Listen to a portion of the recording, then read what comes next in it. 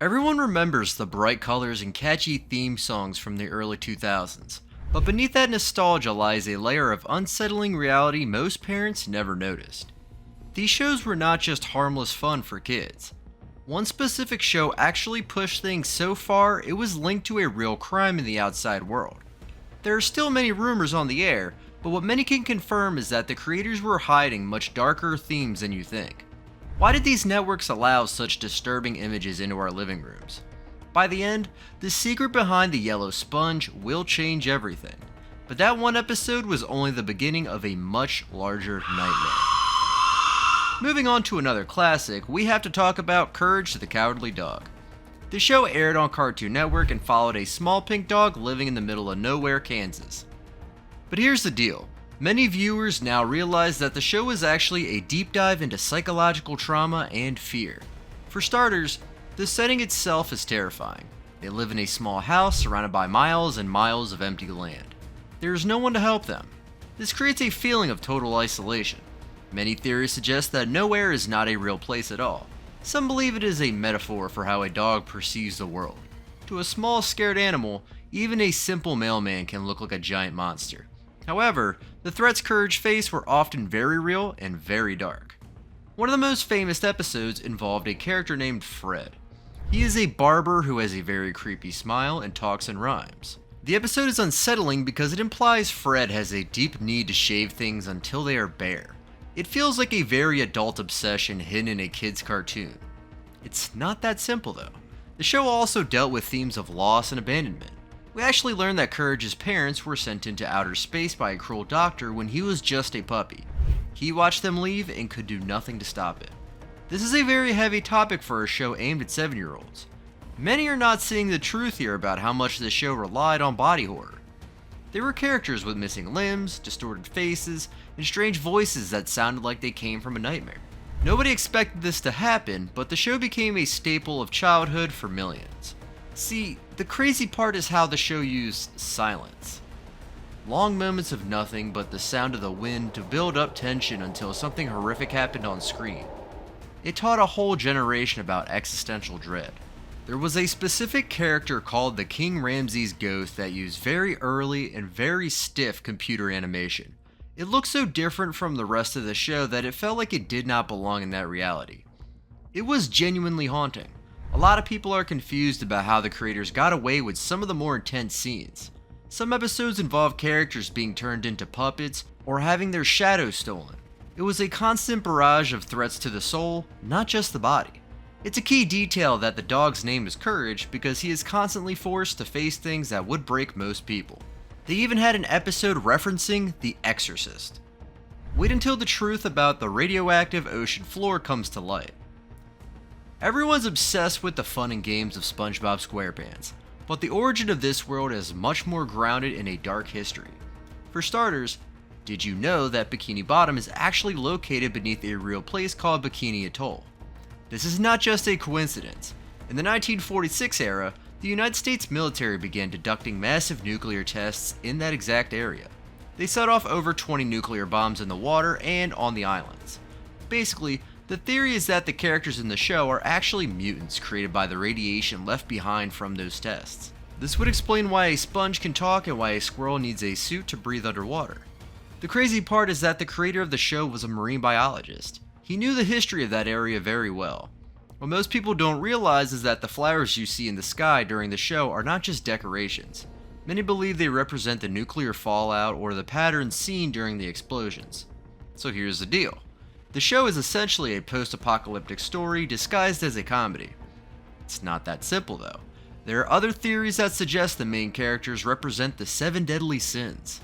SpongeBob is lust because of his obsessive love for everyone. Patrick is sloth because he lives under a rock and does nothing. Squidward is wrath because of his constant anger. When you look at it this way, this show becomes a lot more complex. Many are not seeing the truth here because they are distracted by the bright colors and the silly songs. But the show has always had a bit of an edge. In the early seasons, the humor was much more adult. There were jokes about taxes, depression, and the pointlessness of work. It captured the feeling of being stuck in a dead-end job perfectly. One of the most overlooked aspects of the show is how it changed over time. Later seasons became much louder and more frantic. Some fans believe this represents the mental decline of the characters as the radiation continues to affect them. It is a grim way to look at a childhood favorite, but the evidence in the real-world history of Bikini Atoll is hard to ignore. The islands are still mostly uninhabitable today because of the lingering radiation levels. The neighborhood wasn't actually a place for the living. A lot of people are confused about the world of Ed, Edd n Eddy. It is a show about three boys trying to get money for jawbreakers in a suburban cul-de-sac.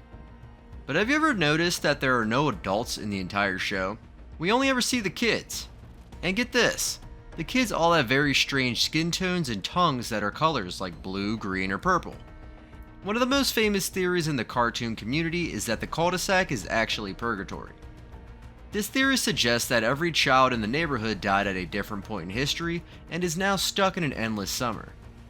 For starters, look at the character of Rolf. He behaves like someone from a completely different century because, according to the theory, he died in the early 1900s on a farm. Then you have Jimmy, who is very pale and sickly, suggesting he passed away from a long illness. The Eds themselves represent different eras of the 20th century. This is why their technology and clothes never quite match up. But here's the catch. The kids never leave the neighborhood. They are trapped in a loop of trying to pull scams that never quite work. The Kanker sisters are often seen as the demons of this purgatory. They are the only ones who truly scare the boys, and they seem to have more power over the environment. Nobody expected this to happen, but the theory became so popular that even the creators had to address it. While they denied it was the official intent, they admitted that the lack of adults was a stylistic choice to keep the focus on the kids. However, once you hear the theory, it's impossible to unsee. The tongues being different colors is often linked to what happens to a body after it stops living. It's a dark thought for a show that is mostly about slapstick humor. The crazy part is how the neighborhood feels like a closed system. There are no cars driving by and no one ever comes to visit from the outside world. It is a frozen moment in time. Many shows faced a fate much worse than a simple cancellation. Basically, the 2000s were a wild time for animation. Networks like Nickelodeon and Cartoon Network were willing to take huge risks. This led to shows like The Grim Adventures of Billy and Mandy. In this show, two children literally win a game against the Grim Reaper and force him to be their best friend forever. One of the most overlooked aspects of this show is how much it focused on death and the afterlife. It was a comedy, but the jokes were often very morbid. It taught kids that death was just something you could gamble with. Many are not seeing the truth here about how these shows were preparing us for a more cynical world. Another example is Dexter's Laboratory. There was a famous lost episode called Root Removal. It was banned for years because the characters used a lot of bad language. It showed that even the most innocent looking shows had a secret, darker side that the creators were dying to show. So here's the deal. We grew up with these images and they shaped our sense of humor in ways that we are still figuring out. Many of these shows were pulled off the air because they were deemed too intense for the changing times. As the decade came to an end, networks started playing it much safer. They wanted shows that were easier to sell to advertisers and less likely to cause parental complaints. The crazy part is that we will probably never see an era like that again. The combination of early computer animation and a lack of strict oversight allowed for some truly bizarre content to reach millions of homes. It was a golden age of weirdness. Nobody expected this to happen, but these shows have aged better than many of the safer shows that came later. They had a soul and a willingness to be uncomfortable. What most people don't realize is that these cartoons were often the first time we were introduced to complex ideas like mortality, radiation, and mental health. They did it with a laugh, but the message was always there, hidden just beneath the surface. Do you think the creators of these shows were trying to warn us about the world, or were they just having fun at our expense? Why do you think we are still so obsessed with finding dark meanings in our childhood favorites today? Comment your favorite theory below. If you enjoyed this deep dive into the shadows of animation, make sure to like and subscribe for more.